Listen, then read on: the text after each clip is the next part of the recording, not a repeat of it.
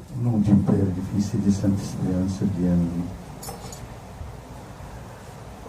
L'évangile d'aujourd'hui nous parle de la guérison d'un démoniaque aveugle et mort. On va passer vite sur le trois maladies de cet homme qui était possédé par Satan.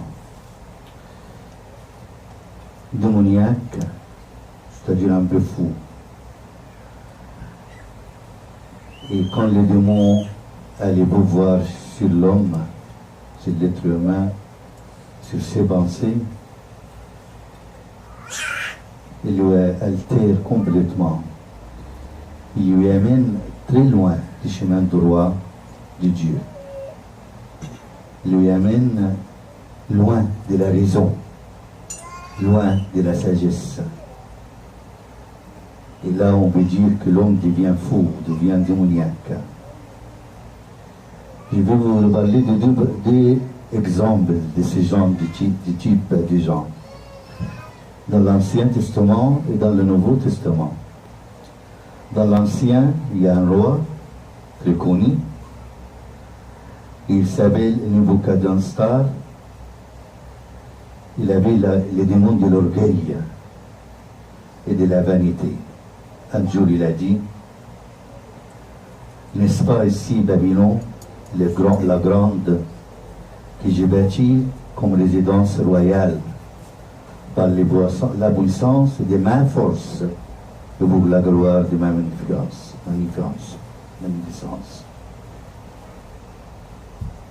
Et alors, ce roi-là, qu'il a croyé qu'il a bâti cette ville, Babylone, par sa force, et pour sa gloire, il a entendu la voix du ciel en lui disant, on te chassera du milieu des hommes. Tu auras ta demeure avec les bêtes du champ. Et l'on te donnera comme au bœuf de l'herbe à manger. Tu seras trempé de la rosée du ciel. Il n'aura pas même à quoi manger comme un être humain. Il n'aura même pas un toit comme tout le monde, parce que s'il dit il sera trempé de la rosée du ciel, c'est-à-dire il n'aura pas un toit. Dans le Nouveau Testament, il y a un autre roi, le roi Hérode. Le roi Hérode aussi, il avait la folie.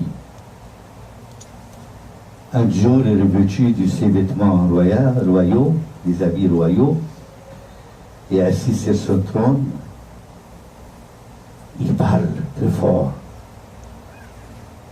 Alors le peuple qui était là, ils ont crié, c'est la voix d'un Dieu et non d'un homme. Qu'est-ce qui s'est passé à Hérode? Au même instant, un ange du Seigneur les frappa. Parce qu'il n'avait pas donné gloire à Dieu. Et qu'est-ce qui s'est passé? Il expira rongé des vers. Beaucoup de monde sont infectés par la mégalomanie, l'orgueil, la fierté de soi. Les autres sont infectés par la convoitise, la folie de la convoitise, l'amour pour l'argent du monde et des deux mondes, par la rationalité, ou par l'athéisme, ou par même des philosophies folles. Et qui rend l'homme ainsi? C'est Satan. Si tu te laisses dans les mains de Satan, peut-être, autour de nous, on voit des gens, quand on dit celui-là, il est fou, il accumule l'argent comme un fou, il cherche l'orgueil, il cherche de parler de lui tout le temps, parce qu'il a la fierté de soi comme un fou. Quelquefois même, quand il fait les études comme un fou. Oui, il lit des philosophies comme un fou. Et après, il arrive au point qu'il dit il n'y a pas de Dieu, l'athéisme. Attention, parce que le démon, il peut nous rendre démoniaques, comme les malades de ces jours-là, aujourd'hui. Et ces malades aussi, il était aveugle. Cet homme est aveugle, parce qu'il était possédé par Satan, c'est clair et net. Parce que quand le Christ a exorcisé les Satan, il était guéri après. C'est pas comme l'aveugle est né, qu'il est né aveugle. Non, lui, il est aveugle par Satan. Et pour ça, l'aveuglement, quelquefois, nous arrive par Satan. Nous aussi,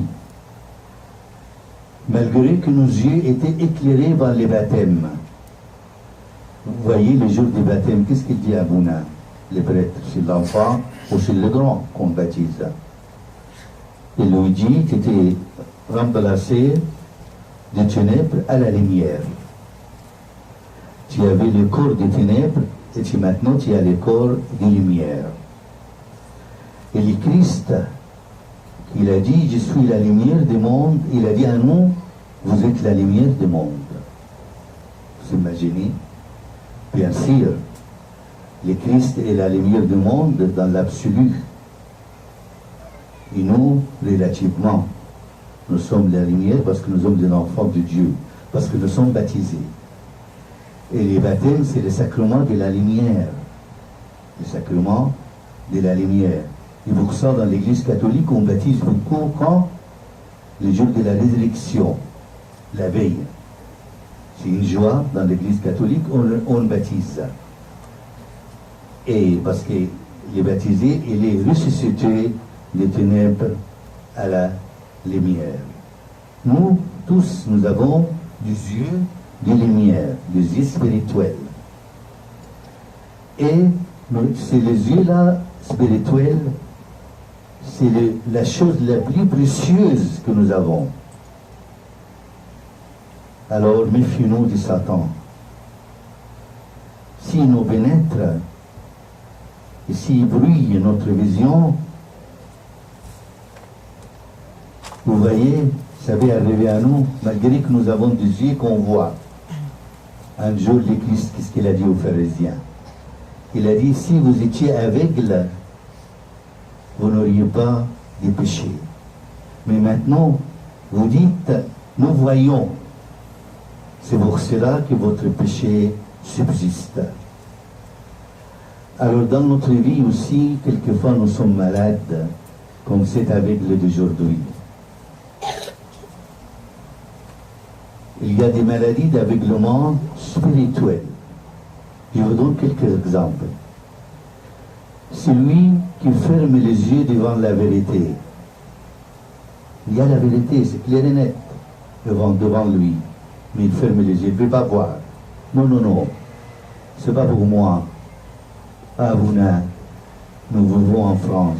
On doit faire tous ces triches, tous ces fraudes. Il faut fuir des embaux. Il faut fuir de ça et de cela. C'est un aveugle spirituellement. Parce que devant la vérité, il ne la voit pas. C'est lui qui le voit les chemins de la vie. Il sait que hors de Christ, il ne peut faire rien. Il sait que l'Église, c'est l'arche de Noé. S'il est hors cette arche, il sera noyé dans le monde autour de nous. Et malgré ça, il ferme ses yeux. C'est lui qui voit son frère dans le besoin. Un frère dans le besoin. N'importe quel besoin, hein? Soit matériel, soit besoin de visiter, soit besoin de demander, d'aller les voir, de conseiller, beaucoup de besoins, l'homme a besoin. Et fermer les yeux, c'est un homme qui est malade vraiment spirituellement. C'est lui qui voit les dangers des péchés.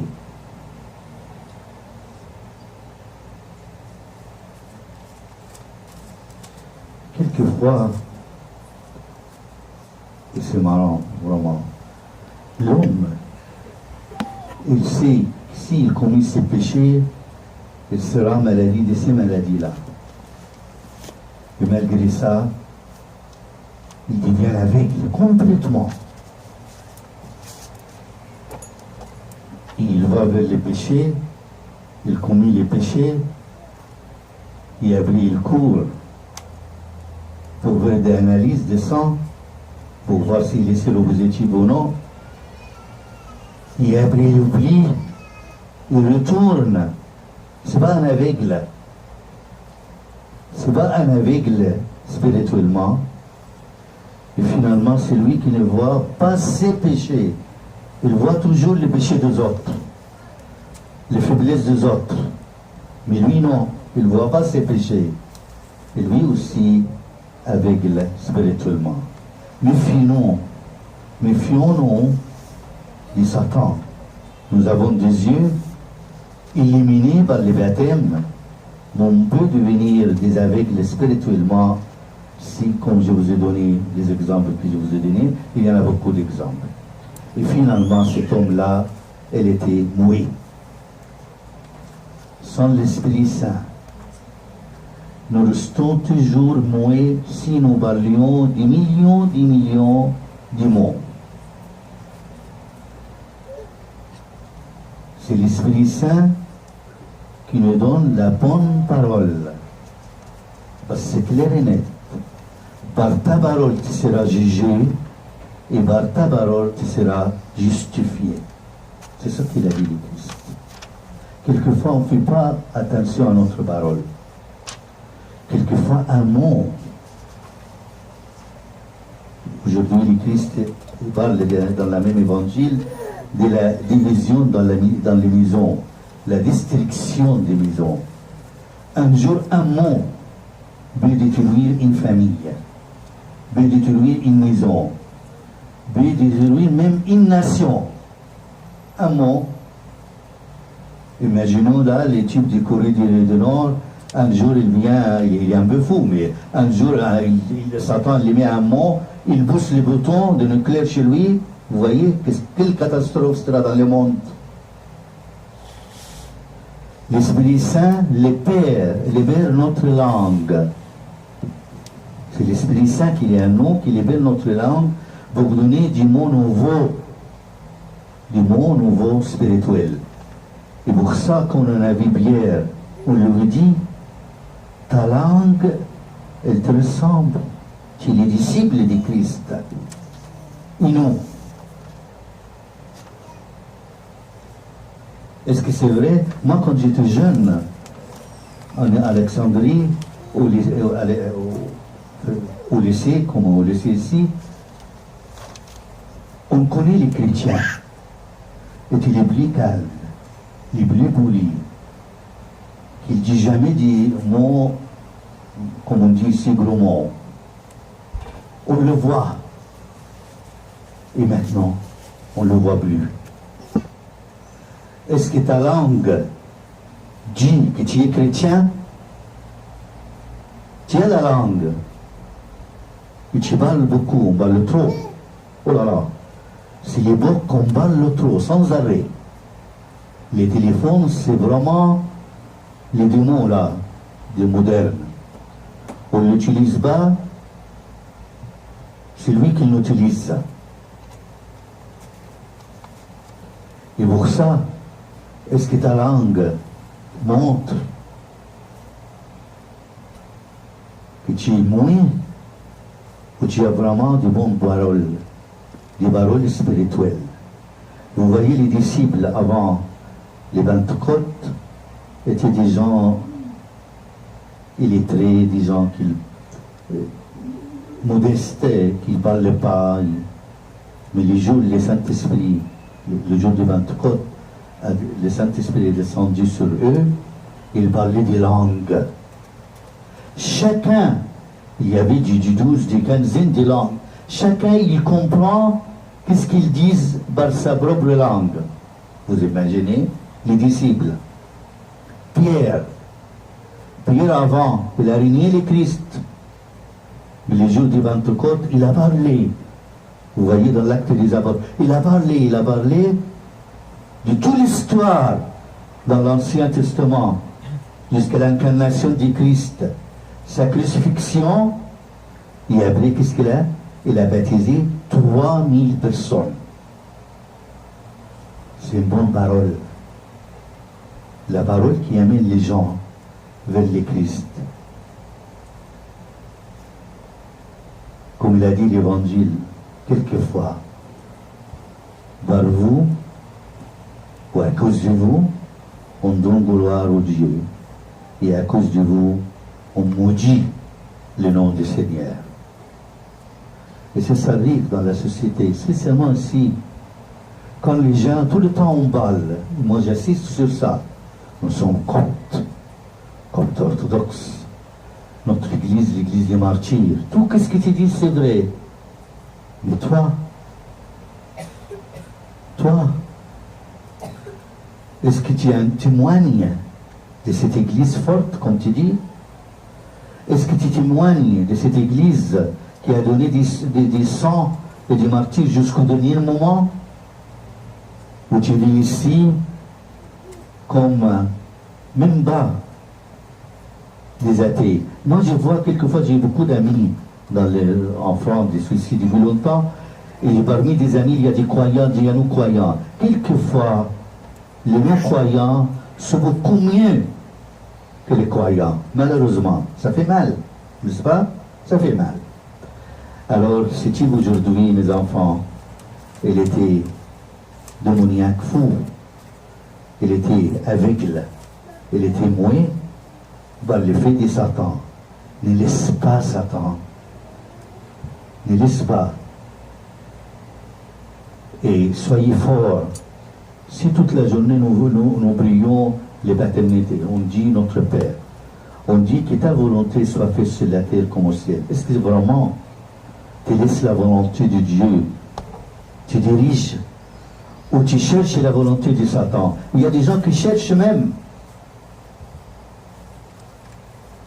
Alors, ne laisse pas Satan se pénétrer dans ta vie, parce qu'il peut nous rendre démoniaques, fous, par n'importe quoi, par l'argent, par le soi-même, l'orgueil,